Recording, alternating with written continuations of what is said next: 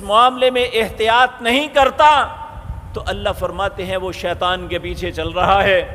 اللہ فرماتے ہیں وَلَا تَتَّبِعُوا خُطُوَاتِ الشَّيْطَانِ،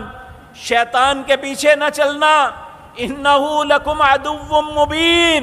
وہ تمہارا کھلا دشمن ہے، تمہیں حرام کے رستوں پہ ڈال کے تمہیں اللہ کو تم پہ ناراض کر دے گا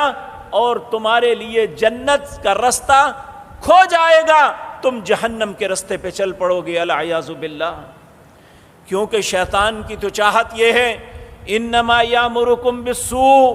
وہ لوگوں کو حکم ہی برائی کا دیتا ہے، والفحشاء، اور لوگوں کو فحاشی کے رستے پہ ڈالتا ہے، ان تقولوا علی اللہ ما لا تعلمون،